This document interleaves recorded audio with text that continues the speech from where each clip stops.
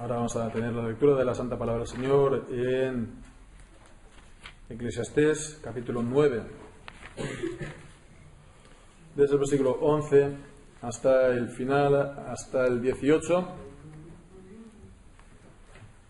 Y dice así la palabra del Señor: Me volví y vi debajo del sol que ni es de los ligeros la carrera, ni la guerra de los fuertes, ni aun de los sabios el pan, ni de los prudentes las riquezas, ni de los elocuentes el favor, sino que tiempo y ocasión acontecen a todos. Porque el hombre tampoco conoce su tiempo, como los peces que son presos en la mala red, y como las aves que se enredan en lazo, así son enlazados los hijos de los hombres en el tiempo malo, cuando cae de repente sobre ellos. También vi esta sabiduría debajo del sol, la cual me parece grande.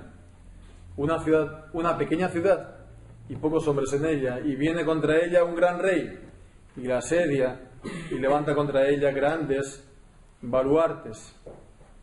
Y si halla en ella un hombre pobre, sabio, el cual libra la ciudad con su sabiduría, y nadie se acordaba de aquel hombre pobre. Entonces dije yo: mejor es la sabiduría que la fuerza, aunque la ciencia del pobre sea menospreciada y no sean escuchadas sus palabras. Las palabras del sabio escuchadas en quietud son mejores que el clamor del Señor entre los necios. Mejor es la sabiduría que las armas de guerra, pero un pecador destruye mucho bien. Amén. Señor, bendiga su santa palabra. Pues con este texto avanzamos un paso más en este estudio del libro de Eclesiastés. Nos estamos acercando entonces poco a poco ya también al final. Ya concluimos este capítulo 9. Y a medida pues que avanzamos, espero que estemos recibiendo beneficios de este estudio. Y uno de los beneficios que podemos recibir de ellos pues es ver cómo cuestiona, cómo pues desafía nuestra manera de pensar, la manera de pensar corriente en esta vida, manera de pensar, digamos, acerca de la vida, o también las actitudes que tenemos nosotros en esta vida, ¿no? De manera corrientemente. Y esto es normal porque, como vemos, el libro de Eclesiastés es un libro, es una reflexión, meditación, reflexión acerca de la vida. Así, por lo tanto, se pueden hacer comparaciones, establecer comparaciones entre lo que dice el libro con otras maneras de pensar, otras maneras de filosofías, otras corrientes de pensamiento. Y, por ejemplo, la semana pasada estábamos viendo acerca de lo que decíamos, el existencialismo, la filosofía existencialista, bueno, que, a ver, hoy en día pues no está pues tan en boga como tal vez estaba hace 30, 40, 50 años. De hecho, a lo largo de todo este siglo XX, ya lo estuvimos pues considerando la semana anterior, que hace falta pues volver otra vez a lo mismo. El texto de hoy, en todo caso, pues vemos, no está hablando pues de una manera de pensar así de la gente muy instruida, muy leída, con estudios, muy filosófico, sino es una cosa mucho más simple, una cosa mucho más sencillo. Algo que de hecho pues en mayor o menor medida cada uno de nosotros nos podemos también pues reflejar, comprender en ello. Toda persona, en realidad. ¿A qué nos referimos? Pues es la idea de triunfar en la vida. La idea de triunfar en la vida que pues todos más o menos pues tenemos, ¿no? Bueno, pues está esta idea, ¿no?, de hacer cumplir uno sus sueños en la vida. Esta expresión acuñada, ¿no? El sueño americano, ¿no? Tiene uno el sueño conseguir pues todo lo que uno desea en la vida. Entonces eso es triunfar. Nosotros antiguamente decíamos hacer las Américas, ¿no? Nos íbamos a América y, bueno, entonces ahí conseguíamos nuestros sueños de enriquecernos y venir a nuestros pueblos de origen como un señor. En fin, la idea entonces es que para triunfar en la vida pues basta lo que nosotros hagamos, ¿no?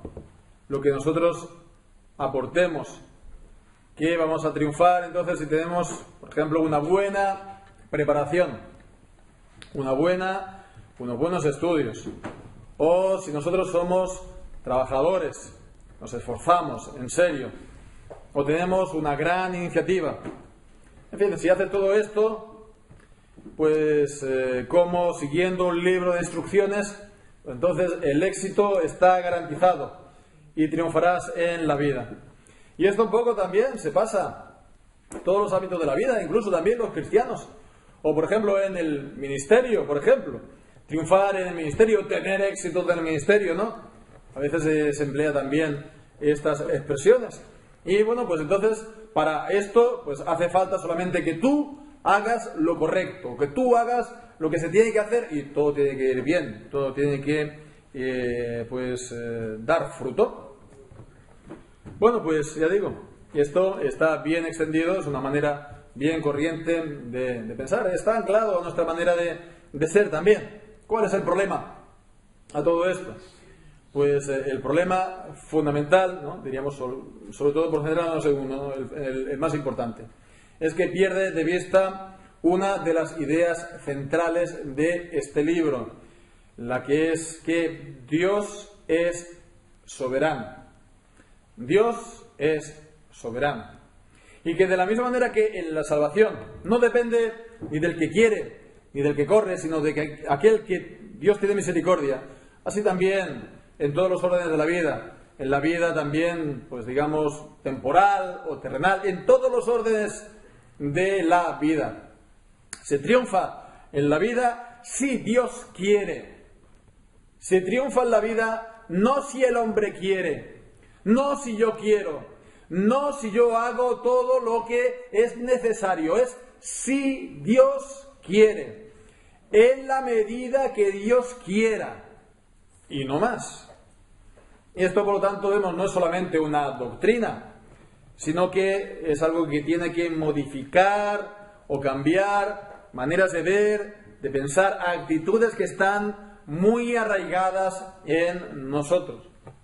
Todo esto es lo que se desprende, lo que sale, digamos, a la superficie al considerar estos versículos del 10 al 18, que vemos forman una unidad, aunque los versículos 11 y 12 podemos verlos como una introducción. Después los versículos del 13 al 16, vemos que se nos está contando una historia, y la conclusión de la historia pues la encontramos en los versículos 17 y 18.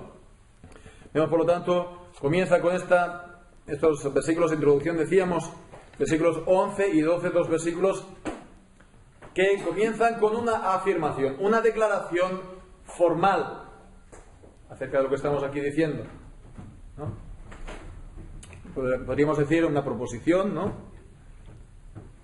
Vemos, me volví y vi debajo del sol, en la vida de los hombres, que ni es de los ligeros la carrera, ni la guerra de los fuertes, ni aun de los sabios el pan, ni de los prudentes las riquezas, ni de los elocuentes el favor, sino que tiempo y ocasión acontecen a todos. Pues la manera de pensar normal de entre los hombres, ¿no? ¿Quién gana las guerras? Pues aquellos que se han preparado bien para la guerra. ¿Quién gana las guerras? Aquellos que tienen el ejército más poderoso, los más fuertes. ¿Quién es el que va a obtener, pues digamos, los mejores trabajos, los más preparados, los más sabios, ¿no? O pues ¿quién va a ganar las carreras? No, los que entrenan mucho, ¿no? Los más ligeros, los que corren más. Esta es la manera normal de entre los hombres. Incluso también en cuanto a la sabiduría, porque aquí está hablando también de tres palabras en cuanto a la sabiduría. Dice, no es tampoco de los sabios el pan, comer, ni de los prudentes o entendidos las riquezas, el obtener riquezas en esta vida, o de los elocuentes, de los que saben hablar, de los que saben lo que tienen que decir, el favor, el recibir la aprobación de los demás, el apoyo de los demás. Por lo tanto, vemos que todo esto no es algo que está en las manos de los hombres.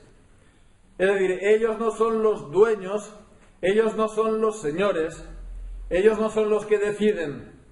Entonces, ¿de qué depende?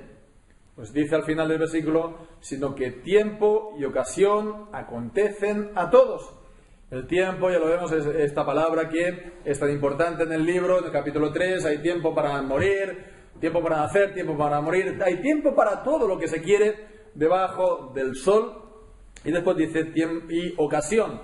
Esta es una palabra también en el original, pues digamos un poco, no aparece muchas veces, solamente aparece aquí y de hecho en otro lugar más, en Primera de Reyes, capítulo 5 y versículo 18. Y entonces, el significado de esta palabra, en definitiva, es un acontecimiento imprevisto. Es decir, que le acontece, le viene un acontecimiento imprevisto. Así que tiempo y ocasión le acontecen, le viene a la gente. Es decir, que se viene entonces la oportunidad y la gente la puede aprovechar. Entonces, vemos que de eso depende, no depende tanto de los hombres, ni de sus recursos, ni de lo que ellos son y hacen, sino de esto, del tiempo y de la oportunidad. Pues la gente diría que esto es entonces, entonces depende del golpe de suerte, ¿no? Los que no conocen a Dios dirían, los paganos, depende que te haya tocado la lotería, o depende que se te presentó la ocasión, tuviste la suerte, ¿no? Así, digamos, de los paganos ven una parte de verdad porque ven esto, ¿no? El tiempo, la ocasión, pero la cuestión es que la vida no está gobernada por la casualidad. La vida está gobernada por Dios, por un Dios sabio, por un Dios poderoso, por un Dios soberano. Entonces, por lo tanto, es Él quien gobierna las circunstancias, es Él quien gobierna los tiempos y las ocasiones y las oportunidades y da a cada uno conforme a su voluntad. De eso depende y no, tanto de los hombres, de sus recursos y de lo que ellos hagan. Así, por lo tanto, vemos que la Biblia pone al hombre aquí a su lugar y entonces lo rebaja y lo humilla, porque tendemos a pensar que por nuestras características o por nuestras cualidades o por lo que nosotros somos o por lo que nosotros hemos hecho o porque somos muy buenos en nuestro carácter, por lo que sea, nosotros merecemos más.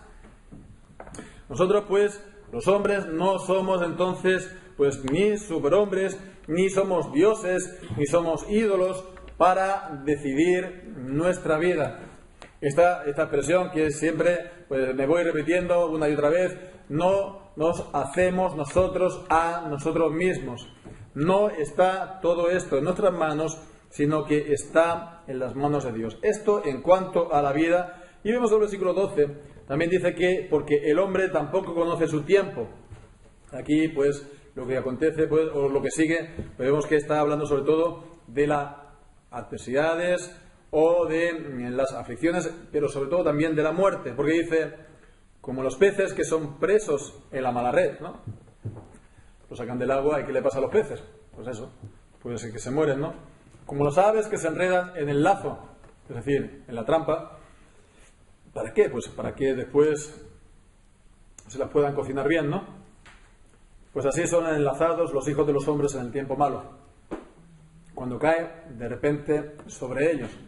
Por lo tanto, aquí hablando de las cosas malas, pero sobre todo, está hablando aquí de la hora de la muerte, que ninguno de los hombres decide, ¿no? Esta es la cuestión de aquellos que ahora quieren legalizar la eutanasia, el suicidio asistido, es decir, que sea el hombre quien al menos decida esto, ¿no? En el momento de su muerte, sin que esto sea pecado, sin que esto esté mal.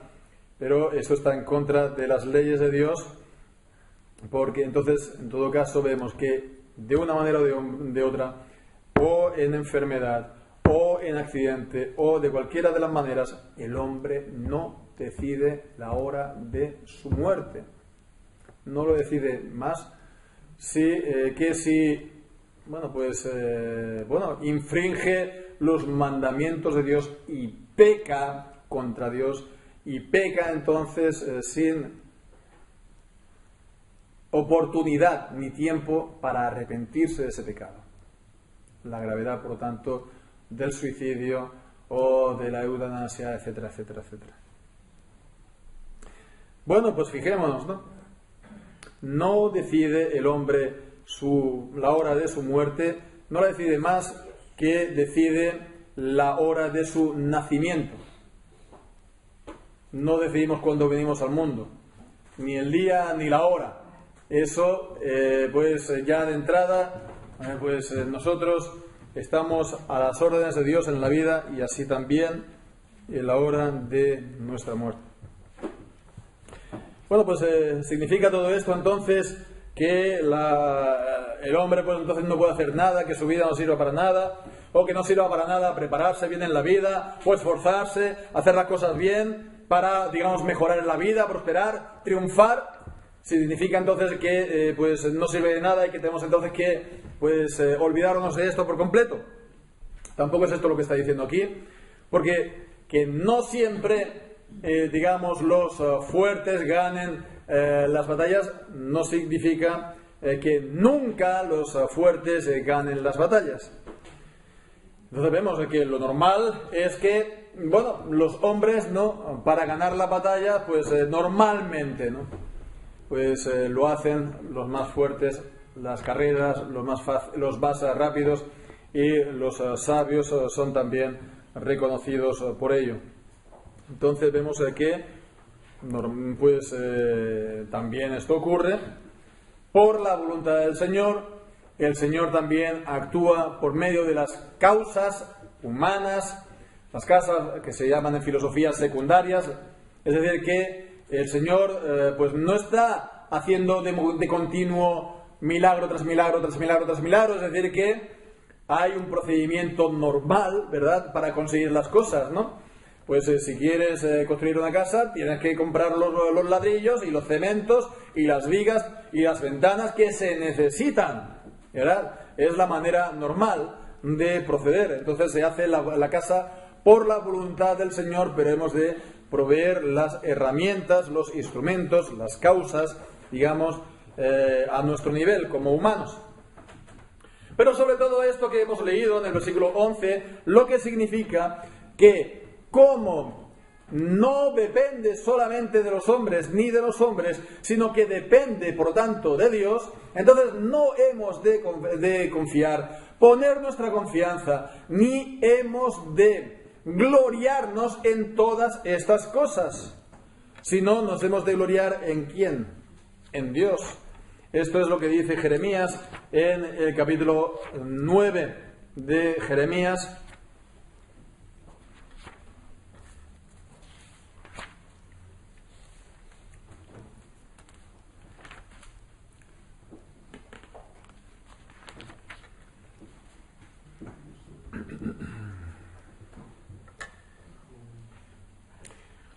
En el capítulo 9, versículo 23, cuando dice: así dijo Jehová, no se alabe el sabio en su sabiduría, ni en su valentía se alabe el valiente, ni el rico se alabe en sus riquezas, mas alábese en esto el que se hubiere de alabar, en entenderme y conocerme, que yo soy Jehová que hago misericordia, juicio y justicia en la tierra, porque estas cosas quiero, dice Jehová.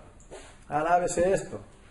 No hemos, por lo tanto, de poner nuestra confianza en nuestros recursos y decir: tu mano o mi mano me va a salvar, mi sabiduría me va a hacer prosperar, pues mi conocimiento o mi poder o mis riquezas o algo mío es lo que me va a salvar, sino que esto nos ha de llevar a confiar solamente en Dios y en gloriarnos de tener a Dios como nuestro ayudador, tenerlo a Él como nuestro Padre, y que hemos recibido, por lo tanto, su gracia para haber recibido la victoria.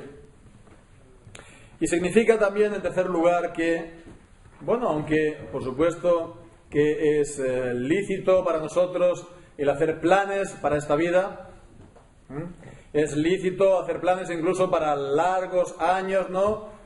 Si pudiera ser, pues entonces imaginarnos incluso nuestra jubilación y no sé, y hacer un plan de pensión. Es lícito todas estas cosas, tomar medidas también que nos ayuden, ¿verdad?, a tener una larga vida, si es posible. Pero, a ver, esto significa que también estemos nosotros preparados para en cualquier momento tener que dejar esta vida, ¿no? Como un soldado que lo envían de misión aquí o allá. Somos, pues, en esta vida a las órdenes, estamos a las órdenes del Señor, y si el Señor nos llama, pues, a su presencia, pues, bueno, hemos de estar inmediatamente preparados y listos para obedecer, ¿verdad? Para que no sea como el necio de la parábola, aquel que había pues acaparado toda clase de bienes y lo había almacenado y había dicho: oh, ¿cuántos bienes tienes, alma? Come, bebe, disfruta, relájate, mira, pues qué bien lo vas a pasar. Y dice: necio, esta noche vienen a pedirte el alma.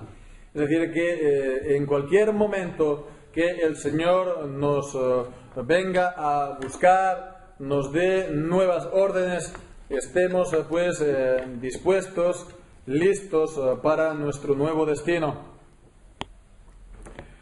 Bien, pues entonces esto es en cuanto a estos versículos que decíamos de introducción, pero después, a continuación, los versículos del 13 al 16 nos viene a explicar también esto, también por medio de un ejemplo. Nos habla pues de esta ciudad que fue atacada y que fue librada por un pobre. Bueno, no creo que sea necesario pues pensar que lo que aquí se nos dice haya sido algo histórico o real, aunque también podría serlo. Es decir, que intentar o situarlo quiero decirlo históricamente, realmente, en algún acontecimiento que leemos aquí en la Biblia. Aunque vemos, por ejemplo, en 2 de Samuel, en el capítulo 20, cuando está hablando de la rebelión de Absalón, pues ahí estaba aquella población que se llamaba Abel Bet Maaca, y ahí pues la ciudad fue librada, no por una mujer. No es con Absalón, es una rebelión también posterior al rey David.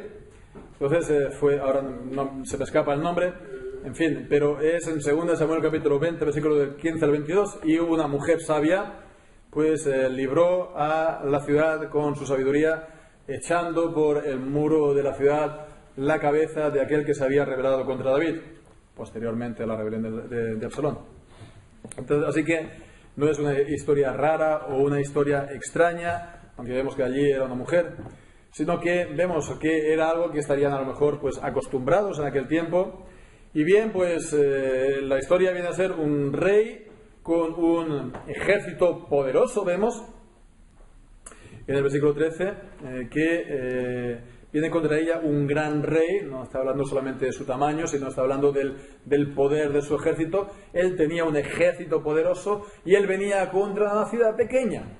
Entonces dice, pocos en número. Seguramente aquí está refiriéndose no solamente al total de los habitantes, sino sobre todo que había pocos hombres, poca gente capaz de hacer frente, de hacer batalla, presentar batalla a este rey. Así, por lo tanto, vemos lo que estaba diciendo: no siempre es de los fuertes la batalla. Venía el gran rey con su poderoso ejército y que pone pues también, levanta baluartes, asedia la ciudad, no deja entrar, no deja salir a nadie.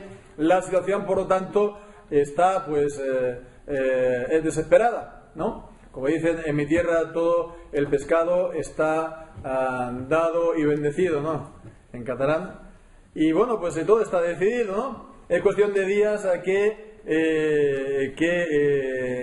pues la ciudad caiga. Sin embargo, no fue así. ¿Por qué? Pues porque había en esa ciudad, dice, un hombre pobre pero sabio. Y que que entonces él dio las instrucciones a la gente de la ciudad, a los dirigentes, para presentar batalla o para resistir, y resultó. y pues la ciudad se libró de ese asedio y pues derrotó entonces a ese rey. ¿Cómo pudo hacer esto este hombre pobre? ¿Qué instrucciones dijo? Bueno, pues aquí no se nos dice. No se nos dice cómo fue. No se nos dice si él andaba por la calle, lo pararon, le preguntaron, no se nos dice cómo. Simplemente lo que decíamos, le vino la oportunidad.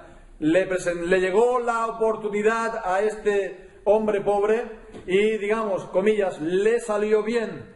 Le salió bien, tuvo éxito, triunfó. Y eso no solamente para él, sino también para el bien de la ciudad. Pero vemos que todo esto no fue por casualidad. Eso también pues fue porque ese hombre era sabio y porque aconsejó con su sabiduría. Bueno, pues la cuestión, el resultado, el fruto, ¿no? ¿Qué le ocurrió entonces a este hombre pobre y sabio? Fue agradecido, le dieron las gracias, le honraron por haberlo hecho, le permitirían en adelante, ya que es el sabio, venir a las reuniones del consejo de la ciudad, en la puerta de la ciudad, a debatir y a dar también su opinión en todos los asuntos de la vida de la ciudad. Le pondrían un nombre a una calle, su nombre, le levantarían una estatua. Vemos, pues no, dice que nadie se acordaba de aquel hombre pobre. Nadie se acordaba. Él, después, todo el mundo se olvidó de él. Y otros, por lo tanto, se llevarían la gloria y la fama. Y el pobre hombre, que fue el que lo libró, pues todo el mundo se olvidó de él. Esto es una historia que es de lo más común, de lo más normal debajo del sol.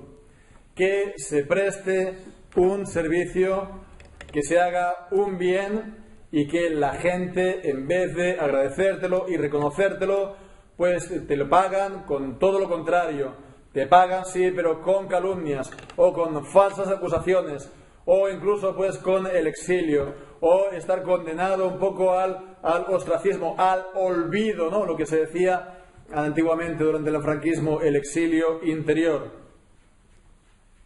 De eso pues tenemos aquí también ejemplos también muy claros, ¿no? En nuestra historia, en el siglo XIX, ¿no? Aquellos que lucharon pues por el rey Fernando VII, dando su vida por él, contra el invasor francés. Vino el rey y los echó al exilio a otro país porque defendían las ideas políticas, digamos, liberales.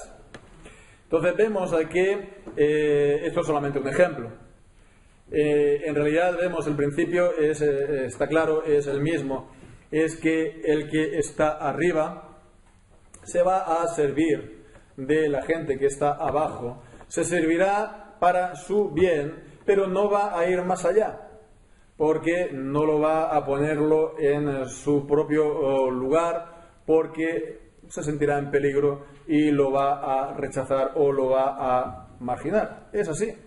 Es un poco maquiavélico, es un poco retorcido, sí, pero es así la manera como funciona el poder.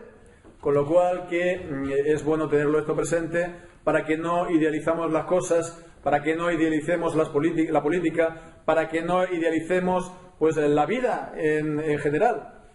Es así como funciona la vida. Es así como funcionan pues las cosas. No pensemos, por lo tanto, que por ser sabio, o no pensemos que por tener una buena formación, o porque ser una persona virtuosa, se nos han de abrir todas las puertas, porque es posible que por todas estas mismas razones se nos cierren todas las puertas. No es obligado, pero podría ocurrir. La vida, por lo tanto, no te devuelve lo que haces, ni devuelve lo que inviertes necesariamente. Esto no es un cálculo de decir, mira, yo voy a dar tanto, yo voy a hacer esto tanto, y me van a dar entonces, por lo tanto, tanto otro, ¿no? Voy a recibir, pues, en consecuencia, pues, tanto otro. Este es uno de los errores, uno más, pero uno de los errores de la teología de la prosperidad. Es decir, que si yo pues obedezco a Dios, si yo soy fiel, o si yo pues doy mi diezmo, si doy ofrendas, el Señor me va a multiplicar y a multiplicar y a multiplicar. Hombre, pues no se pueden hacer estos cálculos con el Señor, porque si no, esto sería mucho más que rentable que la bolsa, ¿verdad? Y entonces pues todos los incrédulos vendrían aquí a invertir su dinero. Pero esto es una empresa de fe, entre comillas lo de empresa, o empresa en el sentido de iniciativa o de acción. Esto se hace por la fe, no es por lo tanto que das tanto y el Señor te da pues multiplicado por 3. Entonces vemos que hemos de hacer las cosas, sí, pero no teniendo estas visiones acerca de la vida, de que todo lo que nosotros pues hagamos bien va a tener que ser recompensado. ¿Significa entonces esto que no tenemos que hacer nada? ¿O no tenemos que hacer nada bien? ¿Que no tenemos que esforzarnos por hacer las cosas bien? Pues tampoco esto es verdad. Tampoco esto es verdad, y esto es lo que vemos también a continuación, los versículos del 16 al 18, perdón. Cuando dice: entonces dije yo, mejor es la sabiduría que la fuerza, aunque la ciencia del pobre sea menospreciada y no sean escuchadas sus palabras. Parece como aquí ya se está poniendo en el día siguiente de la victoria, aunque después ya él ya nos ha escuchado y se ha olvidado, dice: mejor es la sabiduría que la fuerza, mejor es la sabiduría que el poder. ¿Por qué? Porque la fuerza, el poder sin la sabiduría, ¿para qué sirve? Es ciega, no tiene ojos, entonces va a haber ahí un hoyo en el camino y se va a caer. La fuerza, el poder sin la sabiduría va a la ruina. La sabiduría conserva lo poco o lo mucho que tienes y te da la victoria. A pesar de todo, entonces, vale más ser sabio que ser un necio, un sabio pobre que un necio poderoso. A pesar de que no sea reconocida, a pesar de que no sea premiada en esta vida, o no necesariamente.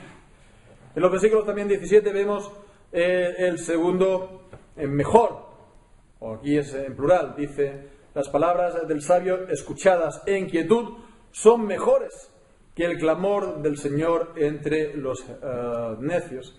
Pues la idea aquí, las palabras del sabio escuchadas en quietud, sería dichas en quietud. Se escucha en quietud, la gente lo escucha en quietud porque son dichas en quietud. Es decir, el sabio tranquilamente dice sus razones, y esto es mucho mejor que las palabras del Señor entre los necios, que está aquí gesticulando, que está dando aquí grandes berridos y que lo único que hace es excitar las pasiones. Vemos que esto es algo importante, ¿verdad? Esto es algo importante, aplicable también para la predicación, el ministerio de la palabra.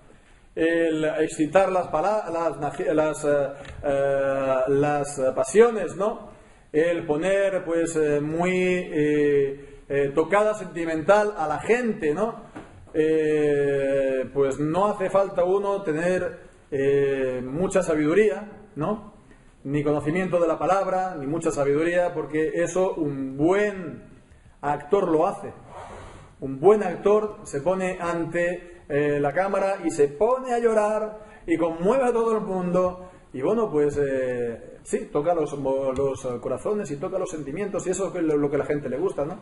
Que haya algo en su corazón, algún movimiento, alguna emoción, y entonces pues eso se ve que se identifica al mover del Espíritu, o se identifica a la unción del Espíritu, pero no necesariamente es, porque uno puede estar aquí muy conmovido y te está soltando una mentira o te está soltando una herejía. Y bueno, pues entonces la verdad es pura, simple, llana. La sabiduría pues vale más, pues la sabiduría dicha tranquilamente, palabras sabias que penetran al corazón, ¿no? que penetran al corazón, como la palabra que es de dos filos y que penetra hasta separar pues la coyuntura de los tuétanos, las intenciones del corazón, ¿no? Bueno, pues no hace falta muchos aspavientos, no hace falta mucho estilo florido, no hace falta muchas emociones ni lágrimas, ¿no? La verdad con sabiduría, bueno, si viene, por lo menos que no sea fingida, ¿no? Si el predicador pues se pone a llorar, que no sea un recurso para conmover, porque eso sería lo peor. Bueno, pues en el versículo 18 dice el tercer mejor es la sabiduría que las armas de guerra. Mejor es ser sabio que un guerrero. Mejor es ser sabio que un peleón, ¿no? Mejor es el que evita las guerras que el que se mete en ellas.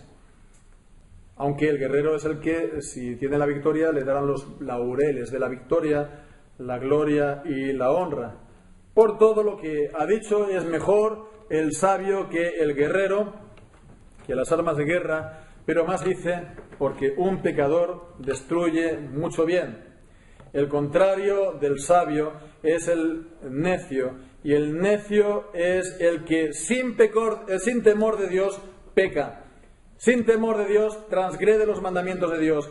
El necio pecador destruye mucho bien. Destruye su vida. Destruye lo poco, lo mucho que el Señor le da. Destruye su familia. Destruye su reputación. Destruye pues todo lo que uno ha hecho.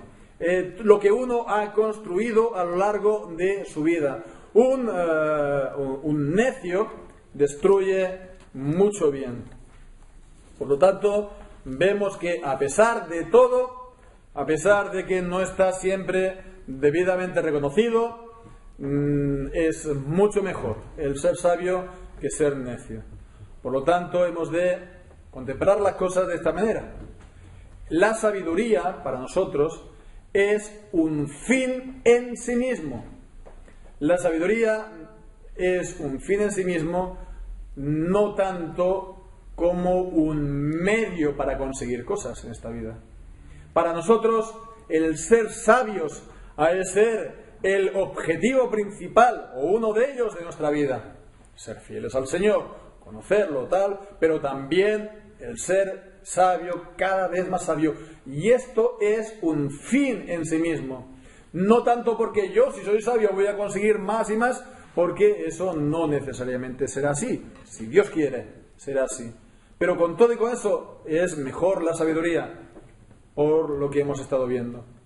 Es un fin en sí mismo, porque, vemos, el principio de la sabiduría es el temor de Dios. El principio de la sabiduría es el temor de Dios, por lo tanto es mejor estar guiado por el temor del Señor que por otras ideas, porque el temor del Señor te va a refrenar, nos va a refrenar de pecar, y eso pues va a evitar que se destruya nuestra vida. Es un fin en sí mismo, porque de esta manera también con la sabiduría glorificamos a Dios. La sabiduría refleja al Señor, refleja la sabiduría de Dios, y de esa manera Él es glorificado, porque se viven vidas conforme a su voluntad. Y la gente puede entonces también honrar y glorificar al Señor, como leemos en el libro de Deuteronomio, que las naciones, los que no tienen a Dios, pues dirán del pueblo de Dios, no, ciertamente, pueblo sabio y entendido es Él, ¿no? ¿Qué nación hay que tenga estatutos tan justos como los que tiene pues esta nación? ¿Y qué nación tiene a dioses tan cercanos a ellas como está Jehová, Dios de su pueblo? Por lo tanto, pues vemos que de esa manera, con la sabiduría, glorifiquemos a Dios. Aún incluso si la sabiduría no es reconocida ni premiada en esta vida, vale la pena seguirla. ¿Por qué? Porque de esa manera estamos siguiendo ¿a quién? Al Señor Jesucristo, quien es la sabiduría misma de Dios y que fue rechazado por los hombres. Así lo seguimos al Señor en su humillación, en su gloria, cuando estemos en su presencia. Aquí en la tierra seguimos su humillación. Y Él se humilló a sí mismo, haciéndose obediente hasta la muerte y muerte de cruz. Y qué gran privilegio para nosotros es, hermanos, el seguir los pasos de nuestro Señor Jesucristo. Sabemos que si sufrimos aquí, si somos humillados aquí, reinaremos allí con Él en gloria. Y por último, pues, porque si bien la sabiduría no es, o no siempre, está recompensada en esta vida, ciertamente lo será, porque Dios es justo y Dios no es injusto para olvidar la obra que hemos hecho, nos dice Hebreos capítulo 6. Ciertamente será recompensada, plenamente recompensada en la vida futura, en la vida venidera.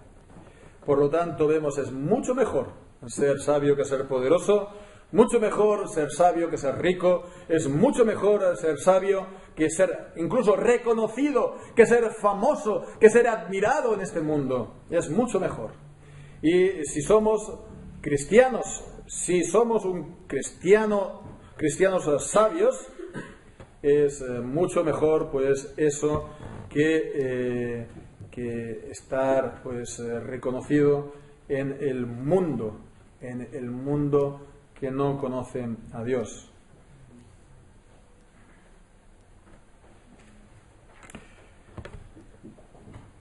Esto tiene, como decía al principio, que modificar nuestra manera de ver la vida. Espero que así pueda ser. Esto, evidentemente, está bien que nos preparemos para la vida y que preparemos a los nuestros, a nuestros hijos. Está muy bien que los preparemos, por supuesto, y que hagamos todo lo mejor, pero es preferible siempre el que ellos sean sabios, que tengan la sabiduría de Dios. Por supuesto, que les vaya todo bien en esta vida, pero es preferible ser sabio a ser poderoso. Es preferible ser sabio a triunfar en esta vida. Si se puede además triunfar en esta vida, gloria a Dios, pero que no sea al precio de la sabiduría de Dios. Por lo tanto, ni estemos tristes, ni estemos deprimidos, pensando que merecemos más. Porque si es por merecimientos, ya sabemos que si merecemos algo es precisamente ser rechazados por Dios. Si merecemos algo, realmente es el infierno. Pero la gracia de Dios es que Él, por su amor y por su Hijo Jesucristo y su obra a favor nuestro, nos libra de ello y nos corona de bienes y misericordia, de modo que podamos rejuvenecernos como el águila, dice el Salmo 103.